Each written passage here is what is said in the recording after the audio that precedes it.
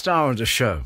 He's celebrating the 50th anniversary of one of the most successful Christmas records of all time. We're talking Merry Xmas Everybody by Slade, and the one and only Noddy is our star guest on the show this afternoon. He's not been well recently, you may have heard, but actually there's good news from Noddy about that. And the real big true story behind the recording of Merry Xmas Everybody. All coming up between... Now, the star of the show, as I said, is the one and only Noddy. We couldn't have Christmas edition of Sounds of the 70s without that song, Slade's Merry Xmas Everybody. This year is particularly poignant, seeing as it's the 50th anniversary of the song, 50 years since its release, and 50 years since it went straight into the UK charts at number 1. In the second hour of the show, I'll be chatting to Noddy about that record and the recording of it, and lots of stories that maybe none of us have heard before. Before that, we're going to hear what he had to say when I asked him about being a roadie for a very young Robert Plant, pre-Zeppelin and pre-Slade. First, though, you may have heard Noddy's not been very well. He was diagnosed with cancer 5 years ago, and the news has just been made public by Noddy's wife, Susan. Here's what Noddy had to say. We did keep it quiet for 5 years nearly because I didn't want any media attention or anything like that.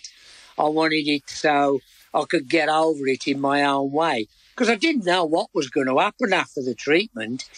They gave me 6 months to live, and the only alternative I had was to try this new treatment that they'd been trialling at the Christie in Manchester, because it's cancer of the esophagus I had. And they'd never given this new treatment to anybody over 60. I was 72 at the time, and the consultant there said, do you want to, for want of a better word, be a guinea pig and see if it works? We can't guarantee any success with it. He said, but if it did work on you, we can actually start giving it to people over 60. And I was healthy in every other respect, and he thought I'd got a very good mental attitude, even though I'd been diagnosed only with 6 months to go. And so they trialled me on it, and touch wood, so far, 5 years later, I'm still standing, in the words of Elton. Well, somebody up there's looking after you, Noddy. Absolutely. Well, same for you, weren't it, Johnny? Yeah, it was. How are you now? I'm okay, thank you. We had something else in common as well. We've both had an amazing woman in our lives. Yeah, definitely. I mean, she was a godsend, really, because I took it a bit on the chin as, well, you know what my personality's like. I took it very jokingly. I was more worried for Susan, my wife, and the kids and the grandkids than I was for myself, really, because I knew it'd be much more of a trauma, or certainly an equal trauma for them as it was for me. It was touch and go. I know there were some difficult times, and to have that strength of chemo. I mean, every chemo I had, I go in as a day patient to have the chemo, and within 2 or 3 days I'm in the hospital. Did you lose the hair? Yes, I lost all my hair. My weight was down to about 8 stone. So was mine. So every cloud. They said to me when I left hospital, they said, now, Johnny, full fat milk, chocolate, ice cream, don't hold back. I'm the same. I did reach the day when my wife Tiggy said to me, you know what the hospital said about chocolate, full fat milk and ice cream? I go, yeah. She said, I think you can stop now. So it's lovely to talk to you, and very reassuring to get all your news. Touch wood, it's all... I've just had a scan last week, actually, my latest scan, and everything's on an even keel at the moment, so I hope it carries on that way. Now, listen, I don't want to tire you out or take too much of your energy, but... I'm fit. I'm fit, Johnny. I'm fit for nothing, but I'm fit. Did you borrow your father's van to drive Robert Plant to gigs? I did borrow my father's van. Robert was in a band at the time called Listen, and he used to live in my hometown. He used to live with a bass player in the band in Walsall, my hometown in the Midlands. and they hadn't got their own van. They didn't have their own equipment a lot of the time. So whenever they were stuck and I hadn't got a gig with my band, I used to take borrow my dad's window cleaning van, which is a big sort of Bedford. I used to put all their gear in the back. I was basically roadieing for them. Put all the gear in the back and drive the band to their gigs. We did have some fun in those days. We were a young rock and roll band on the road in those days. And Planty, he was always one for the ladies. Let's put it like that, Robert. Now, listen, there's lots to talk about. We should play a record here. Our guest on the show on this special Christmas edition of Sounds of the 70s is the one and only Noddy Holder. Now, the other question is, when Bon Scott sadly passed away as lead singer of AC/DC, were you offered the job? Did the band wanted you to become the lead singer of AC/DC? Well, apparently so. I mean, they never came directly to me, apparently via management and things like that. So I can't say the band definitely came to me to offer me the gig. But apparently it was muted between managements that Slade was on a bit of a very low ebb at that time when Bon died. AC/DC, great band. We'd met them up over in Amsterdam at a gig. I think they were playing with Black Sabbath, actually. Apparently the job was offered, not to me direct, but my loyalty was obviously still to Slade, even though we were at a low ebb. I'm glad I did. I'm glad I stayed with the band, because Brian Johnson, who got the gig, obviously, he was perfect for AC/DC, absolutely perfect. And I knew him from Geordie, the band Geordie, because we'd done shows with Geordie and they'd opened for us on a few gigs. So I think the right decision was made, both from my point of view and from AC/DC's point of view. But yes, apparently it was muted that I was in the frame for the gig, yeah. And vocals from Bon Scott. And what a different band AC/DC would have been with Noddy Holder as frontman. More from Noddy in the second hour, talking about the making of that song, Merry Xmas Everybody. That's a wizard, and I wish it could be Christmas every day. And despite the song's big popularity and long-lasting popularity, it reached no higher than number 4 on the UK singles chart. Noddy Holder can feel a bit smug about that, and all of Slade, Wizard didn't make it to number 1 with their Christmas song. We're going to find out all about Slade's huge Christmas record from Noddy Holder himself on this, the year they celebrate the 50th anniversary of Merry Xmas Everybody. Now, in the last hour, we heard from our special guest, Noddy Holder, one of the most recognisable voices of the entire 70s, and his bellow of It's Christmas at the end of Slade's now legendary Merry Xmas Everybody has really stood the test of time. The song is 50 years old this Christmas. We've all heard it countless times. What about the full story behind the song? We'll hear it all now from Noddy Holder. I spoke to him just a few days ago and talked about the fact they recorded it in the summertime in New York City. Well, it was at the beginning of September in New York, and we were recording in a skyscraper building. It was the height of summer. It was a particularly hot summer that year in 73. Very humid in New York, as it is that time of year. Everybody heads for the hills in August in New York. So we're just getting to the end of August and coming into September. And we decided to go in and record this new song that me and Jimmy had written called Merry Xmas Everybody.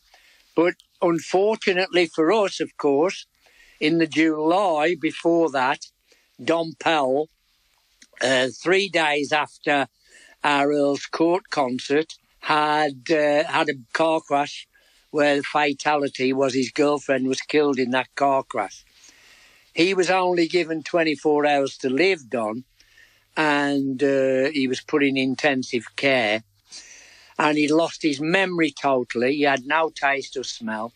He couldn't remember any of the songs, anything about our career. He was just shot.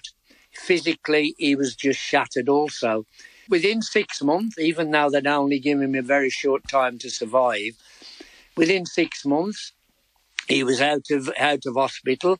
He was on walking sticks. The doctors advised that if he was ever going to play drums again, we had to get him straight on a drum kit. The best thing to do was take him to America get him in a studio over there, and maybe even go out on the road there to see if he could cut it on stage for a whole show.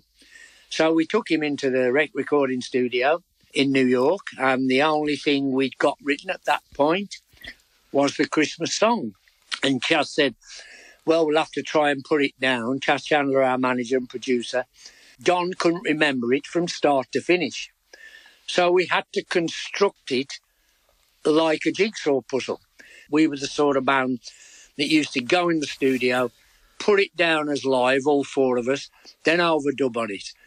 This one, we couldn't do it that way. So I think probably the only thing from the basic track that's still on that record is probably the bass drum beat. And the rest of it is all overdubbed in little pieces. And I'd have the microphone on in a booth, and I'd say to Don, there's a drum fill coming now. It goes bobbity bobbity bum, and then he'd go bobbity bobbity bum, and it was like that. And we recorded like that probably for the next 2 years or more. And when we used to have to get on stage, I'm talking to the audience in America on tour, and Jim's whispering into Don's ear how the track starts. Even the big hits he couldn't remember, but as soon as he could get the intro and kick it off, he managed to get to the end of the song. And we had no big high hopes for it, because when we left the studio, we hadn't heard it in its completion. It was all pretty much recorded, but we hadn't heard a proper mix of it, anything, because we had to go out on the road. We got gigs booked in, and we didn't hear it in full till we came back to New York. And Chas played us a couple of mixes that he'd done with the engineer there. Was a great engineer. And it sounded great. But we still weren't sure whether we should bring out a Christmas record. We'd already had 2 big number ones that year with Come On Feel the Noise and Squeeze Me Please Me, both of which had gone in the charts at number 1 first day of release. So we weren't really convinced that we should be putting a Christmas record out. The record company wanted a record out at Christmas. They didn't stipulate what they wanted, just a record out at Christmas. But Chas was adamant this record was going to come out. He absolutely loved it. And took it back to UK, took it into Polydor Records. They heard it. They had no inkling what we were going to give them. They absolutely flipped when they heard it. This was in September. And they said, this is going to be a huge record. We're going to put everything we've got behind this record, which they did. They were having it pressed in all over Europe. Even in LA, they had pressings done because the British factories couldn't cope with the demand. It did 500,000 orders pre-release, which in those days was a silver record. Today it would be a gold. And on the first day of reorders, it went straight in number 1, first day of release. First day of reorders, we had 300,000 reorders. The factories couldn't cope in UK with the demand. So, and that's sort of a potted history of what the song, of what the song was from the studio point of view. Well, Noddy, that's an amazing story. It really is. I had no idea of all the problems that were going on with Don Powell at the time. Oh, it was horrendous. I mean, nobody outside the band really knew how bad he was. Now, bringing it back to Merry Xmas Everybody, probably the most successful Christmas record of all time. I mean, there's Bing Crosby's White Christmas, I suppose, which is a bit of a contender. It also has the joy, the happiness and the optimism of having a good Christmas. Have you ever tried to analyse why it has been so successful? If I could analyse it and why, I would bottle it and sell it. If you listen to that record, there is nothing Christmassy on that record other than the lyric. We have no sleigh bells on it. We have no kids' choir on it. We have nothing that a typical Christmas record has on those, those type of seasonal records. We made a pop rock record, which we were determined to do, about Merry Christmas, about a family Christmas, particularly a family UK Christmas. And who does write the words? Is it you? I wrote the words, yeah. I wrote the words. The origin of the song, Jimmy's mother-in-law at the time, 73, challenged Jim and said, why can't you come up with something that's like a Bing Crosby, a Christmas song, something that will come out every year? And Jim wasn't too keen. But to prove a point to his mother-in-law, he remembered this song I'd written in 1967 called Buy Me a Rocking Chair to Watch the World Go By. It was a hippy-dippy, very West Coast song. And the chorus went, so won't you buy me a rocking chair to watch the world go by? Buy me a looking glass to look you in the eye. So that was the chorus. When I played it the band, I said rubbish, so I had to throw it in the bin. But as we do these days, we do recycle. I'm a good recycler. I hadn't thrown it totally away, and Jim had remembered this song from 6 years before. He liked the chorus, the melody, and he got a melody of a verse that he thought fitted with the chorus, and he played it to me at his new verse, and he said, I want to show my mother-in-law that we can make a Christmas song. I went to the pub on the night. I was in Wolverhampton at the time. I went to my local jazz pub on the night, the Trumpet, where I used to go when I was back home. I was staying at my mum and dad's. We'd had a few drinks at the Trumpet, had a night of jazz, and I went back to my mum's and sat up in the night with a couple of whiskies, thinking, what's everything to do about Christmas that's a family Christmas that I used to think of when I was a kid? And I'd done the lyrics in about an hour or two. I'd completed all the lyrics, took it all back to Jim the next day, and we said, OK, we'll play it to Chaz now. And that's the basis of how it was written. Now, listen, any great record, if you hear it too many times, you can get a bit fed up with it. So correct. At Christmas time, we're going around the shops, we're in the high street, everywhere we go, we're hearing Slade's Merry Christmas Everybody. Do you ever get bored with it, or do you just think ka-ching?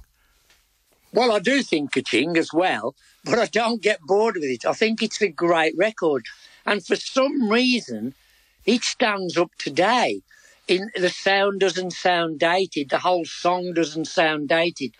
And when you hear it in a seasonal atmosphere, it just sounds vibrant. And I love the fact I get young kids coming up to me in the street. They tell me, they say, oh, you're Mr. Christmas, aren't you? And you're the mum and dad's with them, and said, oh, that's the man who shouts it's Christmas. And it's great for me because they come and tell me that they've just done it in their school carol concert or their school Christmas concert, which is great that a brand new generation every year is hearing the song and performing the song one way or another. According to PRS, the song is listened to around the world probably by about 3 billion people around the world every Christmas. Wow. Which is, you know, that's a hell of a lot of people. And it's great, you know, that's great that it's sustained that for all that time. And I've just heard a couple of months ago, the PRS said that it's just earned its double platinum status. You must get a lovely cheque in January. Well, we don't get it in January. We usually get about 6 months later, but it is a nice pension policy. Who'd have thought it 50 years ago? We certainly wouldn't. No way did any record we ever thought that we brought out in those days would still exist and be loved 50 years later. And the thing that made it cool for us to go ahead and release it was the year before in 72, Lennon and Yoko had released Happy Christmas, War Is Over, which I thought was a fabulous record. And so it made us cool to think, that it's okay to release a Christmas record now. I mean, quite frankly, the opening chords on Merry Christmas Everybody, the opening harmonium you hear that Jim played at the start, was John Lennon's harmonium, because he was recording in the studio next door to us when we did it, and we borrowed his harmonium to put on the intro. Well, the more you go on, the more fascinating it gets. We didn't know, but the same year, Roy Wood and Wizard were doing a Christmas song. They were our buddies from the Midlands. They were doing their Christmas record that year, and Elton John was making a Christmas record that year. So we all must have had the same idea after hearing Lennon the year before. Now, Noddy, thank you so much for your time. I wish you a very happy Christmas and a Merry Christmas. Now, Noddy, we're going to play the record. Would you be good enough to introduce it for us? OK. This is Slade on the 50th anniversary of Merry Christmas, everybody!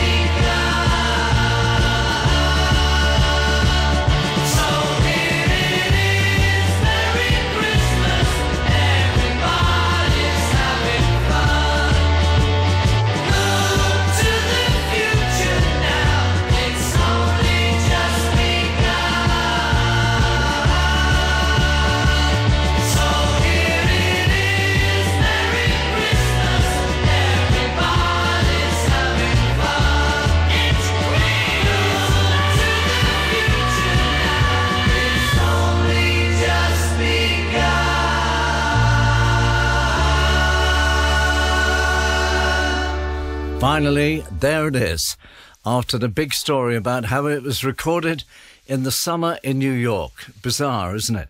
But what an incredibly successful Christmas record. Thanks to Noddy Holder.